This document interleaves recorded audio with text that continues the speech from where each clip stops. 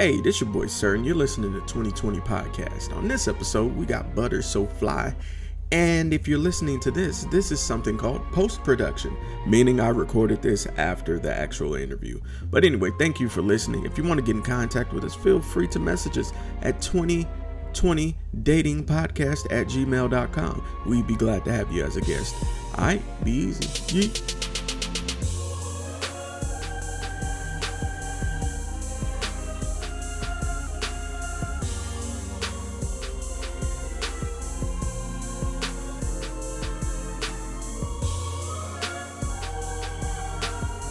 Now, what I normally do to people that are nervous, is I normally don't tell them I'm recording and just start recording just to get them talking, because usually people freeze when you tell them you're recording. Like a deer headlight. Right, but you're doing fine. You're doing fine. Let me just get my questions.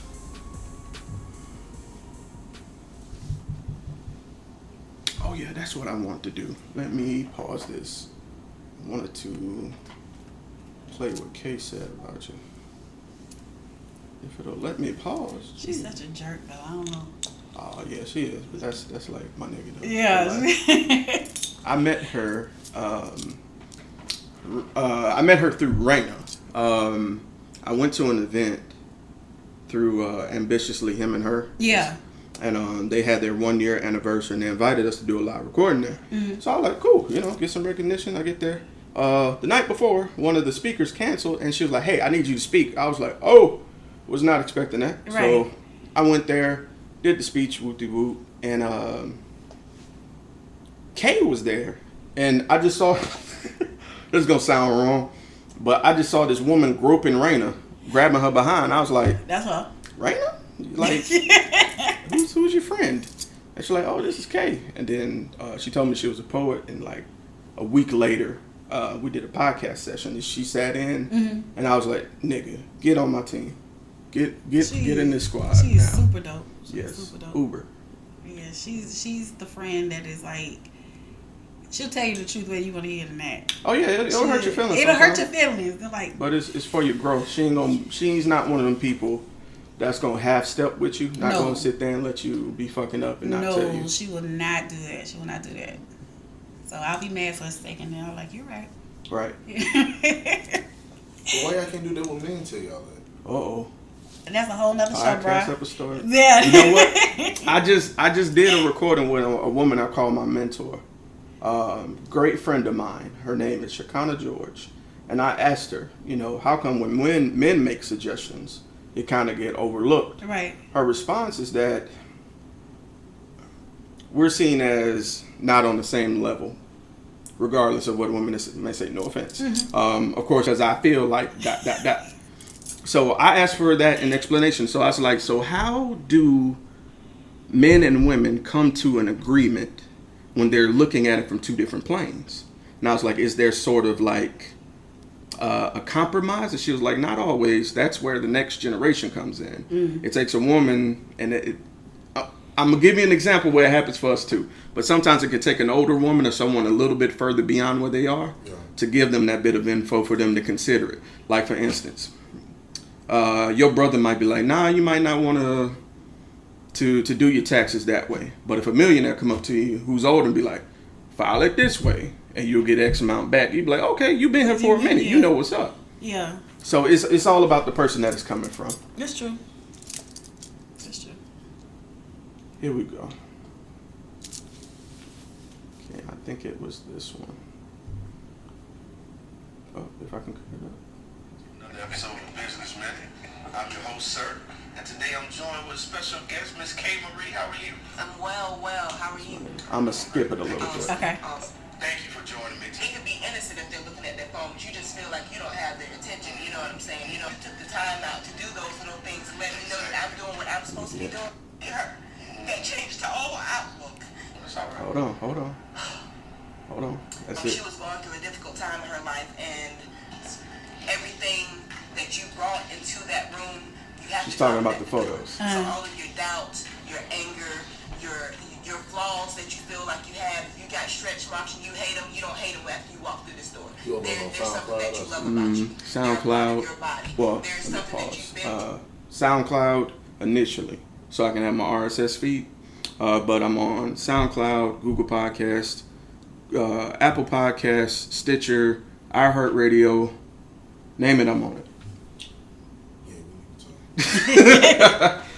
Yeah, name it, I'm on it. You've made it through.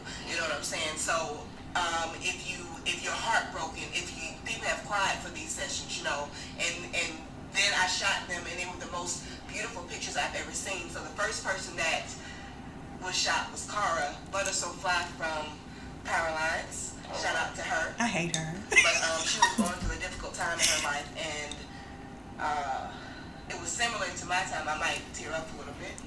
It's okay. It was similar to my time that I had gone through, so that one was probably the most important session that I've done, because through her, I dropped my inhibitions. As I saw her evolve. It's okay. Take a moment. Take a moment. It's all right. Oh my God, I never heard this. As I saw her evolve in her situation, which was so similar to my situation, it helped me evolve out of my own situation that I didn't even realize that I was in. So I still had dark clouds over me, and I didn't know until I saw myself in Cara's eyes. So the first night that she had brought us over and confessed what was going on with her, I just went and I laid on her lap. That's the empath that I am, and I just let her get it out. So I cried for her. So every time she started tearing up, you know, I touched her and I cried her tears for her, because that's how close I was to what she was going through. So when she was like, "Hey, I just need to take some pictures. I just need to let it all go and let it all out," and I picked up that camera to shoot her. She is literally ButtaSoFli, with the podcast, and what I do is she was cocooned and boxed up little caterpillar, but after that session and she saw herself, how we see her, that changed her whole outlook. And Cara has been, excuse my language, ever since then. I was with her all day, every day. So every session is a new milestone in her life. So when you see them, don't think that it's trying to be risque or trying to put her out there. It's just letting you know, hey, I just dropped something at the door, and I just overcame something. Look at me. So that's what the Love Yourself campaign is about, and that's why it's so important. Especially wow. Yeah. And so I held on to that because that sitting there hearing it is one thing, but being right there and seeing that, I was like, okay, Cara, ButtaSoFli, gotta remember that. I gotta get her. And I was going through Facebook because I just had surgery about a month and a half ago, and I'm trying to get back to doing these. And I saw Cara. I was like, Cara. Yeah. And you had posted that video talking about closure. Yeah. And I was already listening to an old podcast where we talked about closure, and I was like, #ButtaSoFli. Nigga. And so I messaged you immediately as soon as I seen it, because it was early. Yeah. And that's what happened. That's crazy. That's crazy. Yep. Wow. Small world, man. That's my sister there. That's my sister. I'm trying to tell you, that was being here for it was because I got goosebumps, you know, thinking about it, because I remember that time. So she was able to pick up all of that, you know, and I was like really just in the moment, and I was really, you know, proud of it, you know. So I was glad that she was able to do that for me, because it was a big deal for me. Wow. Yes, man. I gotta call her. Look, you never know. See, and that was almost a year ago. I know. Almost a year ago. So, just a second. And you keep talking. Okay. I mean, is that something you're comfortable talking about? Because I understand with the way that she didn't talk about the topic, and she came back and wanted to hear it before I put it out there, because it's talking about someone else's personal time. So I let her hear it, and I was like, well, do I need to contact her? And she was like, well, it sounds fine. You know? It wasn't anything to it. So, and I think that's the thing with my poetry, because it's just so me anyway. So like, if you want to know anything about me, the dark, the ugly, the good, the bad, the messy, I'm going to tell you anyway. So Transparency. It Nothing wrong with is. it. It is. And to be honest, I hold in a lot of that. Like I want to be really politically correct when I talk about. Really? Yes. When it comes to that, when it comes to like the marriage and how it went, yeah. Can I ask why? Well, the thing about it was, I knew him for years. Like we were high school sweethearts. Mm-hmm. And so before we were like lovers, we were like really best friends. So when everything went down where he's living a whole different life from me, I still felt like I needed to protect him. You know? So I never wanted him to be seen in this light where, he did Cara wrong and he did this and he did that. I felt like I was still the wife. So with all the mess and the issues, I was willing to, hide that, when it came to that. That's why I was really big in my poetry, because a lot of my poetry at that time was about that situation. Mm-hmm. So the only time that I was really honest was with my girlfriends or if I was on stage. So that was the only time that I was going to be transparent and let you know anything that was going on, is if I was in the mindset of this is a performance. I can respect that. You know what I mean? And I could turn it off when I needed to. So I never really sat down and talked about it and discussed it. So it feels good to now, since everything is super over. Right. I'm willing to say, hey, this is what it was. It didn't work out. This is why I did. This is why it happened that way. So I don't feel like I have to protect anyone at this point, because right now I'm just looking for my growth and my healing. Because sometimes when you're holding on to so many things for somebody else, I have so many other bags I have to, to put on. So I have to deal with my bull, and now I have to deal with yours too. Yeah, I'm done with that. So all right. I'm good with that. All right. It's like a therapy session. No, and that's why I love doing it. Yeah. It's because even and this is the part that's a little tough. Yeah. I use this as a platform to talk about topics that are tough to talk about. Right. Because a lot of times, back in the day, we kind of carried this mentality of what happens in this house stays in this house. Right. And that isn't necessarily what's best. No. I'll say that because your testimony may save somebody's life. It's true. And if you're holding that in, a lot of times we wait too late to be like, why ain't they come to me? I've been through that. Do it now. Yeah. Be proactive now. You know, it may be tough to talk about. It may be embarrassing. You may feel, you may feel over. So it works for the job, though. It works. It does, because a lot of issues that I go through with my relationship, right, I'll present and I'll get feedback on from a variety of sources. Yeah. And that's great, but at the same time, like you're saying, I have to protect her, because I don't want people to feel like, oh, she just messing up on the basic stuff. Yeah. And it's not like that, because the thing about it is crazy, because we can be so self-absorbed sometimes. Mm-hmm. And not like in a bad way. You feel like you're the only person who's got this issue or has this problem. But once you start to talk about it, like, hey, I'm not the only one who's doing this or going through it, and I'm not that crazy. You know what I mean? So it's good to, have an open dialogue with people. Right. See what's going on. Right, exactly. Yeah. And that's why I loved our roundtable sessions. It was really liberating.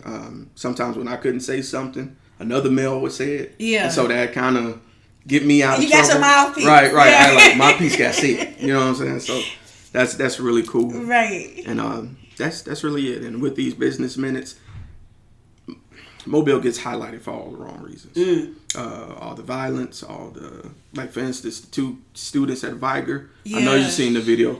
Oh my God. And then before that, the student at LaFleur. Oh, that was horrible with the wig. Yeah. You go viral for the horrible things. The most horrible reasons. Yeah. And so I was like, well, let's flip that. Yeah. Let's talk about what's positive. And with that being said, thank you for tuning in to another episode of A Business Minute. Yes. I'm your host, Sirr, and today I'm joined with special guest, the poetess herself. Oh my gosh. ButtaSoFli. Hello. Thank you so much for having me.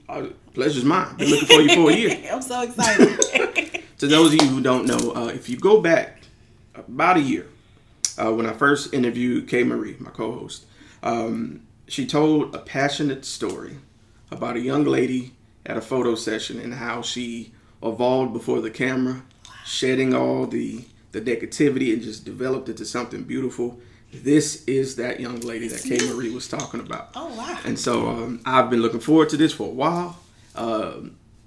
Yeah, on the levels of like written on my walls. Like I have a page of people I want to interview, and you was on there. Really? I just had you written as ButtaSoFli. I kept forgetting your name was Cara until I saw you on Facebook, and I was like, that's it. So wow. And I don't know when I added you as a friend. I don't know. I don't know, because I know we have so many mutual friends together. Because with Raina and K. Marie, and I think we just somewhere in there happened. It's crazy how everything came full circle, though. Right. Yeah. Oh, right on time. Yeah. Right on time. So, with that being said, if you don't mind, just to our listeners who don't know, can you tell them what you do? Yes. Like he said, I am Cara Naturally, also known as ButtaSoFli. I'm a spoken word artist from Mobile.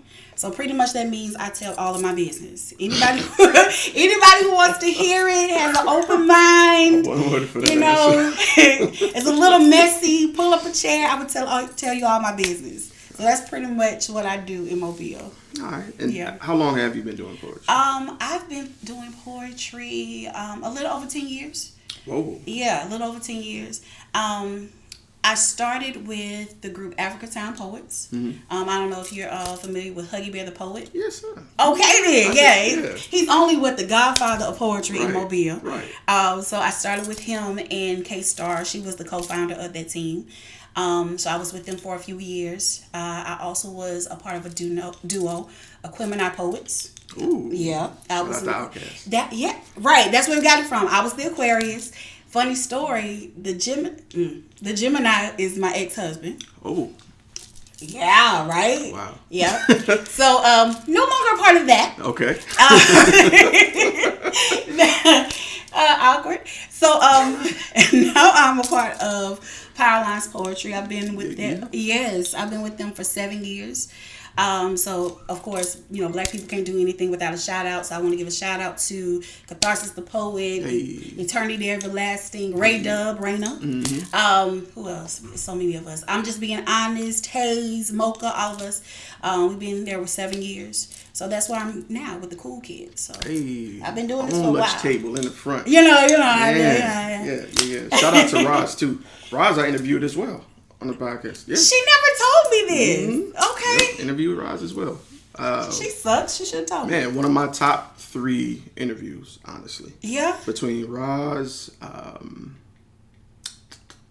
I'm forgetting her name. She is going to never forgive me if I get her name. The owner of Architecture. Oh my gosh. I know who you're talking about.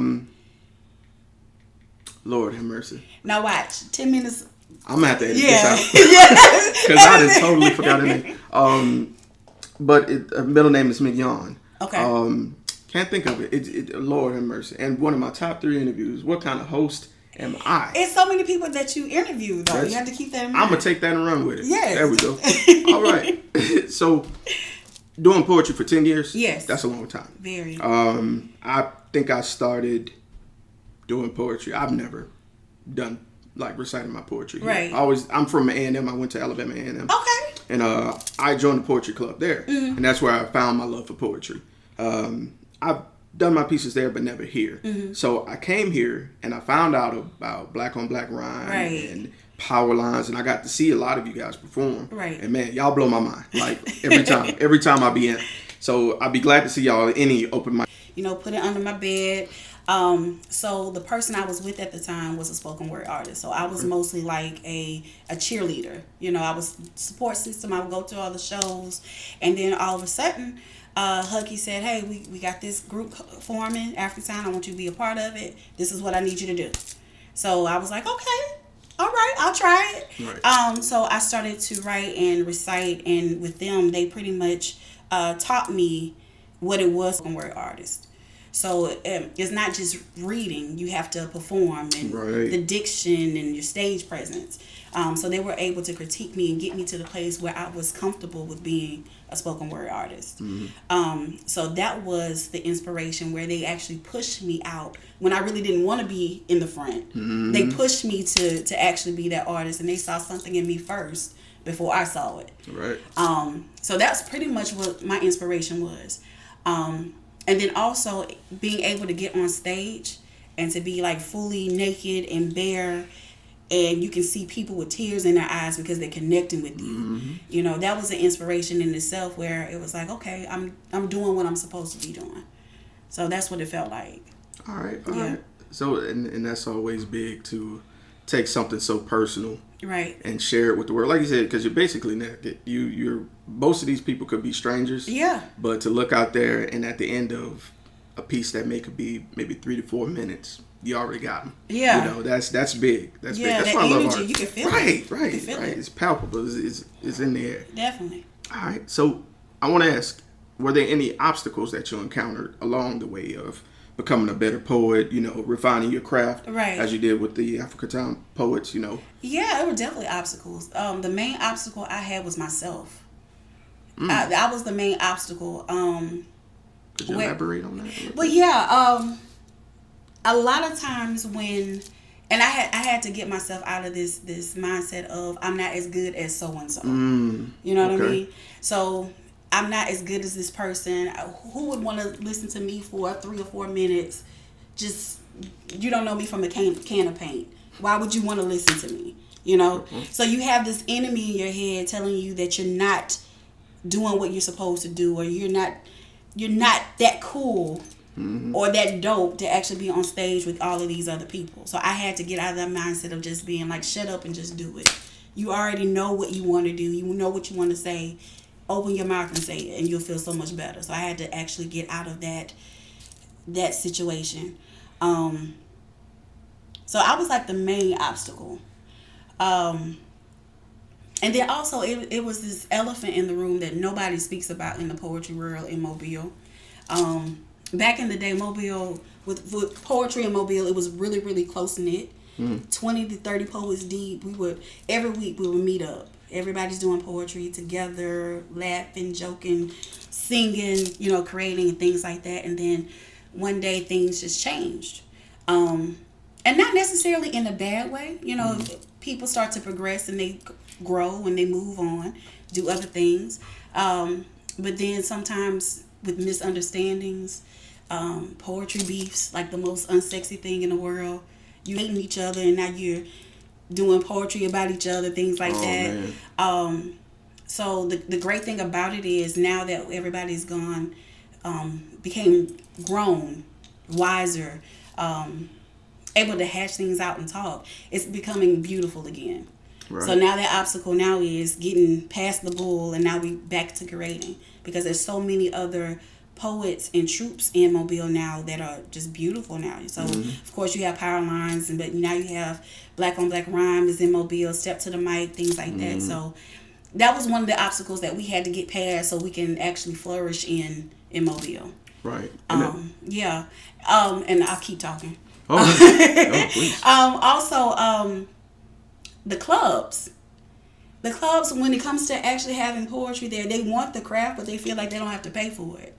It's like, because you're not sometimes when you're a spoken word artist, they don't see you as an artist.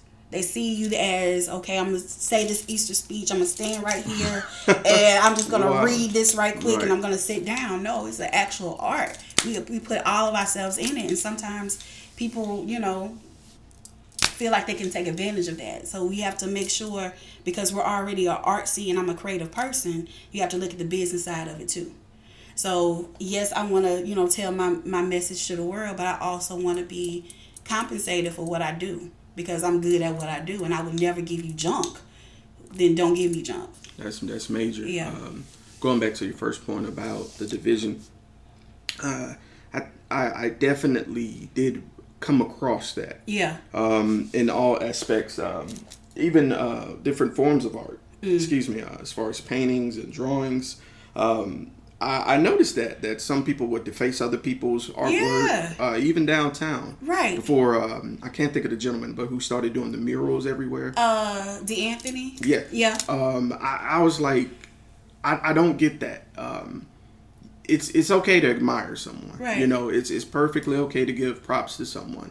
If you feel that you're better than them, then that should inspire you to work harder. Exactly. Let it show through your work. Don't take that energy and turn it into negativity, bashing someone else.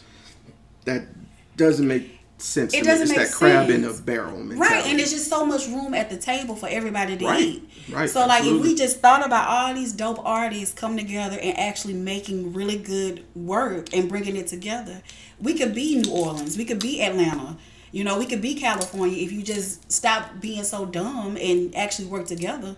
Right. But you know, you're so focused on you. You're missing the whole picture. Mm-hmm. You know, you could actually progress even further if you would actually work together.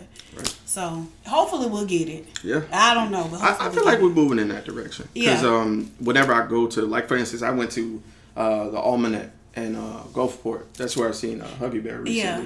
And Black on Black Rhyme was there.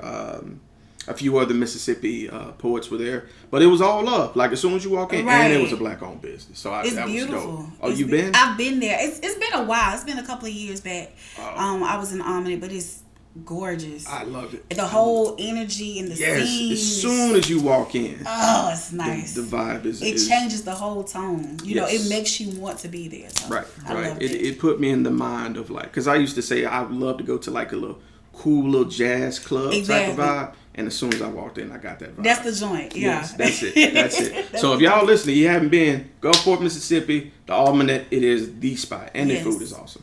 Isn't it? Yes, Yeah. indeed. Because they had a hotel in the back of it too, didn't it? I didn't go back there. I just stayed in the front. I wouldn't be surprised. I want to say they had a hotel. You know what? there, It too. is. Yeah. Because I had to use Google Maps to get there. Yeah. But it is. It is. Yeah. It definitely is. It's real nice. It's beautiful. So if you're over there in Mississippi, go out and holler at them. They're right off the beach. Yeah. Sexy. Yeah, definitely. So a little bit more into your personal life. Right. With doing this as your craft, of course you want to do it, you know, not all the time, but for a good percentage. So have you found that balance between work and your personal life in terms of poetry? Kind of. The thing about my work, everything bleeds into each other. So my personal is fueled by my art, and my art is fueled by my personal, which is a wonderful thing because it makes beautiful art. So like some of the best poems I've done was when I was going through my darkest, deepest times, and I was able to use that. The trick is finding a happy medium, being able to turn it off, you know, when you need to, because you'll go crazy and you go loony, you know, doing it. So what I try to do is I try to chill out as much as possible, get out, get some air, listen to some good music, talk to Catharsis, talk to K. Marie, you know, when I'm feeling stupid, you know, because you have to find that medium, that happy place where everything can coexist with one another. So I'm doing pretty good, trying to get with the personal and the professional. But it helps, you know, to have like an anchor, someone there to, you know, talk you off the ledge. So I definitely have that. All right. Yeah. That's dope. I love that. Yeah. I love that because I have not found that balance quite yet. I still find myself either forgetting stuff sometimes, or kind of bringing my work to my art. Yeah. And that isn't always the best, right? Especially in my line of work with the type of people I deal with. Like that's why I bought that stick whiteboard so I could kind of, if I see it, I do stay focused with right, it. Yeah. Right. I can keep things in line. So I think it's all about adapting. It is. So. It is all about adapting. And then sometimes what I do is I'll neglect one thing for the other. So I will love on my poetry and then I'll neglect something from, you know, a personal thing. My 9 to 5 I won't think about. Everything is going to the art, which is not very good. I was going to ask. That sounds risky. Yeah, it sounds risky. Like, I wish I could just do poetry forever and not worry about these bills. But, you know, it's just finding that balance in between them, you know, to make sure everything goes smoothly. Yeah. Love the answer. Yeah. All right. So, with doing this as long as you have, no offense, not calling you old. No, just saying, your tenure. With tenure. Oh, right. Tenure's the word. Okay. Tenure. What experience have you found to be the most memorable? The most memorable would have to be when we performed for Nikki Giovanni.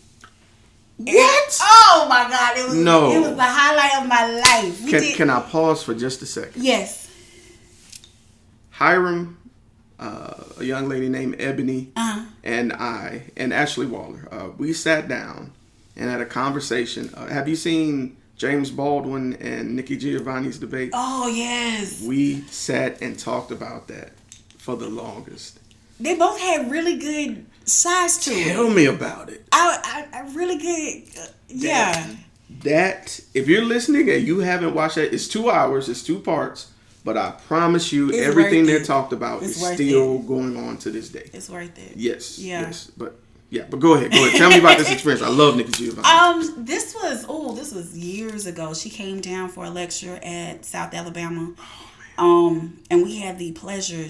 We actually performed in front of her. Oh my God. And just to have her, be able to, and she's like really dope. Like she's really down to earth. She's not really, high and hoity-toity and all of that. She came and she was taking pictures with us, loving on us, telling us to keep going.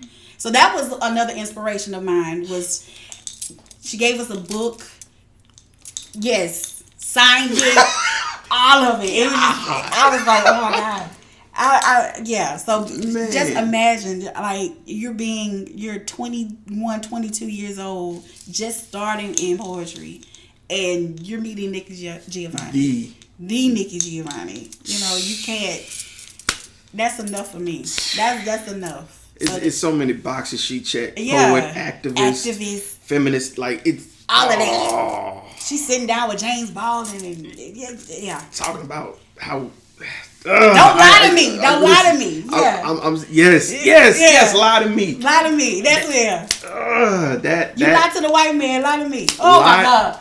I'm going to have to be politically incorrect for just a moment. Yes, she said, you sit here and you front for those crackers all day. Do that for me as well. She had a point. It didn't hit me until she said that. Yeah. She mentioned that her dad used to go and do everything to work and do this and come home, beat her mom, and that didn't make sense. She said, my dad's a cool cat, but I don't want to marry my dad. And that made sense because they say you marry someone who's like your father, who, and you're going to have me go back and watch this stuff tonight. Yeah, but I'm not going to take up your time with that. Lord have mercy, I could go on. But on the flip side of that, meeting Giovanni, that's huge. Yes. That's huge. Many people won't be able to say they did that in their lifetime, much less perform in front of her. That's a big blessing. Yes, it is. Big blessing. So, on the flip side of that, was there at any point you feel that you wouldn't be successful? And if so, who or what changed your mind? There was a time where I thought I was not going to be successful. Yeah, it was. And I don't like to tell people this because I like to be really, really confident. I'm, you know what I mean? I'm going to tell you why I insert this question. Okay. Not only is it the inverse of the previous question, but whenever you're telling someone to go out on the dream and do what they do and what they love, there's always ups and downs. Yeah. So it'd be unfair to sell them on the good things. That is true. And not the bad. You're making a good point, sir. Yeah, there was a time where I thought I was not going to be successful. And it's not because anyone told me I wasn't going to be successful. I've never had anyone say, you're garbage. I always had really good accolades and claps and cheers, but it was always internal stuff. It was always internal. Okay. Or a few years back, when the marriage separated, because we were so close, a lot of times I wouldn't do poetry by myself. The only time I would do poetry with him, it was with him. Okay, so I was never by myself. I was never front row center, no one there, just me. It wasn't always like that.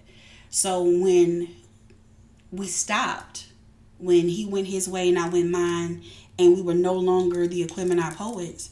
So it's just me. I still want to do poetry. I still want to do spoken word. I still want to perform. But I don't know if I'm strong enough to do it by myself. Because I always had this partner that was right next to me to actually, you know, push me, say, yeah, you can do it. Go ahead. You can do it.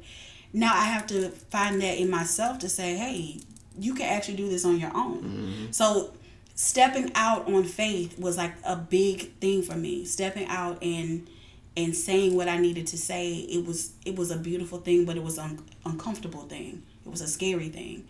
So there was times where I just felt like I didn't want to do poetry or spoken word anymore because I was afraid to be by myself. So I had to get to the point where I was saying, you know what? Turn your head off. Turn all the negative thoughts off. What is it that Cara needs to say? And I think that's where the ButtaSoFli thing came from. Huggy Bear also gave me that name. So I wonder why he said butterfly and ButtaSoFli, and then I had to think about it because he said, girl, you just busting out. You just coming on out. You ButtaSoFli, and it just stuck. So I had to sit down and I had to think about what is a butterfly. You know, what is the process a butterfly has to go through to get to a point where she is actually a butterfly. Mm-hmm. So you have this little caterpillar or this worm, this little crazy looking thing that is not very nice to look at. Nobody really wants to pay attention to it. Nobody wants to touch it. And then it has to envelop itself in this shell to protect itself. So I was protecting myself this whole time with this shell. And then it got to the point where, because I had to find myself after the split, I was trying to figure out who I am. And then it became uncomfortable to be in this cocoon. Because at this point now, I'm here, but I'm growing here.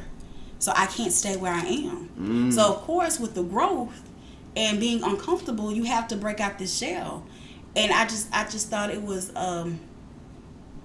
almost like a naming ceremony when he gave it to me. I was on stage. He had called me up. It was an open mic night. He called me on stage, and I did a poem that was really, really open and bare and told my whole story in tears and the ugly cry, and it was just, and he was just saying how much I've grown through this journey that I'm on. And I talked to people and they said, we really didn't know you before this happened. You know, yeah, Cara's real cool. You know, she's sweet, you know. But they really didn't know who I was until I was by myself and I was able to speak for myself. And I'm not saying that he was speaking for me, but I allowed him to take the lead, you know, because that was my partner, that was my husband. He's the king. You go forth and you know, venture off. But now I'm coming into my own. It was a beautiful thing. So, yeah. So, what was the question again? I went. Well, were there any points that you feel that you wouldn't be successful? Yes. Short answer, yes. I take that and I accept that because it's a lot of times where someone be like, yeah, you know, you can do it. You're gonna do all these great things. All you got to do is try, but they don't tell you. It's so much. Right. It's so much. They make it sound like, okay, you're at point A and here's point B. You made it. No, right. You have to go through these hills and valleys, and you got to stop for a second, and then you got to pick yourself back up, and then you have to go around, and you got to ask for help. It's just so many ways that this could actually go. Right. And I think that's a disservice that we do. And I see why you ask these questions now. Because a lot of people think that this is easy. You know what I mean? Getting up on stage, you know, playing around, speaking your mind. Oh, it's easy. No, it's not. It takes so much. The craft, the writing, and then being in front of someone and you have to grab their attention in less than 30 seconds. Because you can lose somebody, you know, really, really quickly. But it's so much more that goes into it. You know, it's so much preparation that you have to do because there's so much power in your words. You can't just, and I'm realizing that you can't just say anything. You know, roses are red, violets are blue. Here's my poem.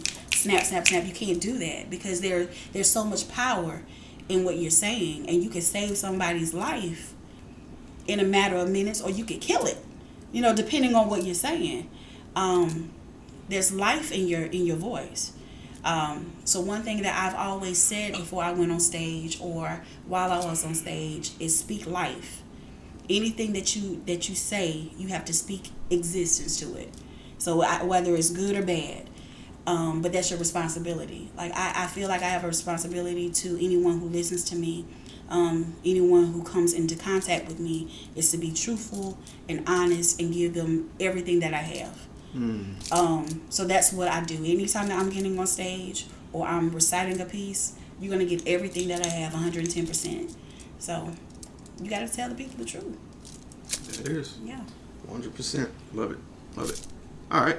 So my next question. Okay. This is the long-term question. All right. So if I need to make some quick edits, if you got to take a moment, I get it. Because I couldn't answer this question right now, even if you asked me. So, all right. So where would you like to see yourself? In 1 year, 3 years, and then in 10 years? Ooh. 1 year, 3 years, 10 years. 1 year. Okay. 1 year is easy. 1 year is I would like to have my own album. I've played around with the notion of having an album, but I said, no, I'm not doing that. I'm not doing that. I don't know why. I just felt like I didn't need one. But I really want one now. I think my art is up to a caliber where it's worthy to be recorded and listened to and bought and sold and streamed. I think it's to that caliber at this point. So that's the 1 year, is to have an album, to tour with it a little bit, you know, get out of Mobile. That's 1 year. 3 years. 3 years. Wow. 3 years. I think I would like to do acting. Really? I think I would. I think I would like to incorporate my spoken word and my poetry into actually, not necessarily like films or movies, but I would like to, be on a big screen or whatever. But doing more plays, monologues. I would like to, work towards that. I think that would be cute with me. I think that would be good. I want to get okay. I think it's time for me to actually move a little deeper in what that is, because there's so many other parts of me, that people haven't seen or I haven't even tapped into. So I would like to play around with actually doing some acting a little bit. 10 years. If you talk to any poet, they say that their art is therapy. Okay? Now, I'm not saying that, you shouldn't have a therapist, because I probably need one now. But I want to be able to use my words as therapy for someone.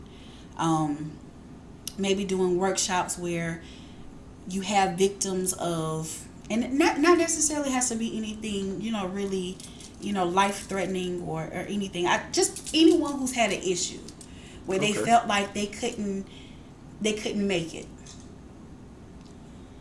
I would like to be able to speak with them and have them be able to do poetry and work through that situation.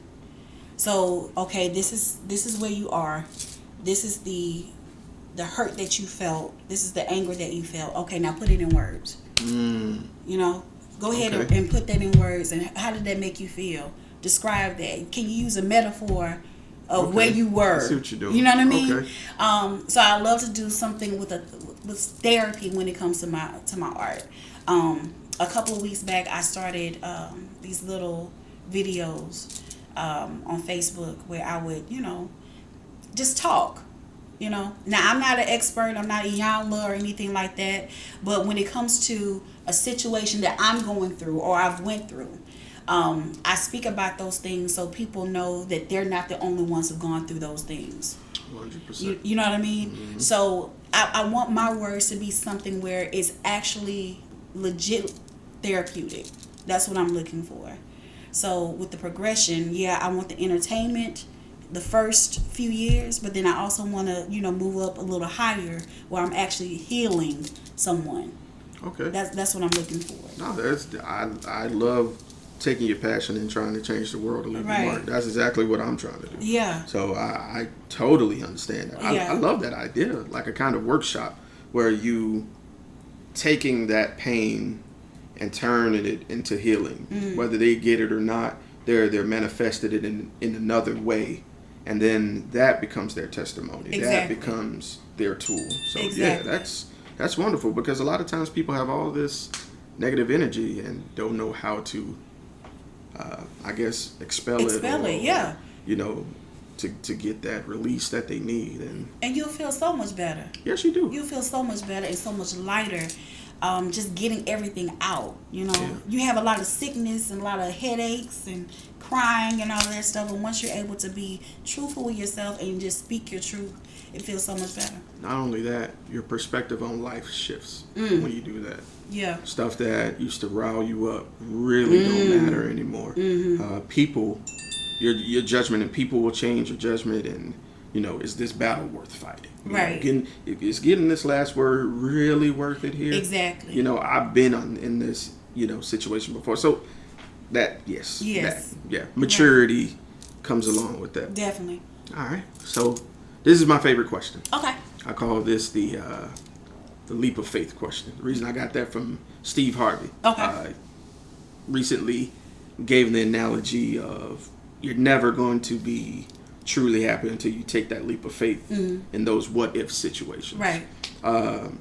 So to anyone who wanted to, whether it be start doing poetry or try to do any venture that they may be inspired to do, something they're truly passionate about, what words of encouragement would you give to them to get started, to take that first step? Because that first step is the scariest one. Yeah. 100%. Be afraid. Be fearful. Feel that. Be fearful. The thing about fear is you can use it to your advantage. Okay? With fear, you have anxiety, you have adrenaline, you have passion, you have all that emotion. Be afraid, but use it. So, and let me see if I can explain it a little better. Every time I'm on stage, I'm afraid. Really? Every time I get on stage, there's a nervousness in the pit of my stomach that I'm going to forget my words. Or I'm going to trip over a mic cord. I always have that fear. And the thing about it is, I'm afraid because I care. Okay. I care about what I'm saying and what I'm doing. When you get to a point where you're not nervous or you're not scared, then stop. And stop. Now, once you feel this fear, the thing about it is you can't stay there. You can't stay there. Feel that feeling. Let it pass. Then do what you need to do. I would say sit down first. Make an outline of what you're trying to accomplish. What is your mission statement? Why do you want to be a movie director? Why do you want to be a spoken word artist? Why do you want to be a salesman? Why do you want to do these things? And work towards that. If you already have a goal set and you can see it and it's visualized, it'll be a lot easier for you to do what you need to do. And then take that leap of faith. Once you have that feeling of fear, once you make your mission statement, once you make your list, then do it. What's the first thing that you need to do in order to get what you need? And do that thing. I'm an avid believer in being honest with yourself. You know what I mean? Be honest with yourself. Sit down and say, okay, am I just doing this for the likes? Am I doing this for the money, or am I doing this for healing? Am I doing this to, bring someone closer to a realization that they're wonderful? What is the reason why I'm doing what I'm doing? So as long as you have an idea or a feeling or a mission, you'll be able to get where you need to go. Be realistic. It's not going to come overnight. You may have times where you want to give up. That's when you realize if this is what you really want. If you give up, this ain't what you wanted. Right. You know what I mean? But you'll find out what's real when it gets rough. So I'll just say stick with it. All right. Yeah. I love that response. I received that myself. All right honestly. then. All right. Touch and agree. Yeah, it is. Hey. Watch out now, shout. Now, Ms. Cara, if anyone wants to get in contact with you, whether it be about poetry, whether it be about your videos that you do, right, how could someone get in contact with you? Right now the best way is Facebook. Okay. I go by Cara, Cara May, May, McKinney, McKinney. I also have Instagram where I have my videos. It's Cara May 2272. Also on our website, powerlinespoetry.com. You'll be able to see all of my information there. All right. Yeah. Well, I appreciate you taking time out your day to come Thank you all the so way much out for here. having me. No Yeah. problem. No, the pleasure's all mine. Yeah. Took a year to get to you, but we found you. It was a reason. It was a reason. Right. So, if you've been tuning in, this has been Sirr. This has been ButtaSoFli. Y'all have a great one. All right. That's it. That was cool. I know it's fun, ain't it? Yeah. So That's really dope. People are normally afraid. They're like, oh, there's a microphone on. Yeah. You know what I do? No, just talk. Just talk. And then I started lying to them and tell them, no, I'm not recording. And then I just jump in like I did with you, and then they be fine. Yeah. So It's not bad at all. No. I love this. I see why you do this, man. Man, it is the funniest thing on earth. Yeah. Absolutely. I'm so excited about it. Thank you so much for having me and contacting me about it. No, I was nervous because I'm like, man, I'm typing this woman 8:30 in the morning. I pray I don't come off as like a creep. No, it wasn't at all. Not creepy at all. Because let me tell you, that is the number one thing I run into. I message someone and they'll be like, how you know me? And I'm like, I don't know you.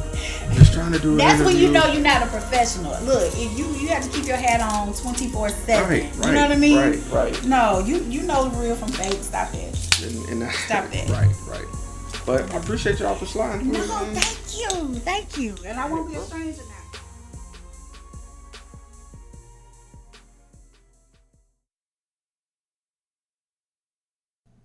Before we close this episode, I just wanted to share a quote with those of you who made it this far. Spencer Johnson once said, "Integrity is telling myself the truth. And honesty is telling the truth to other people." Be blessed.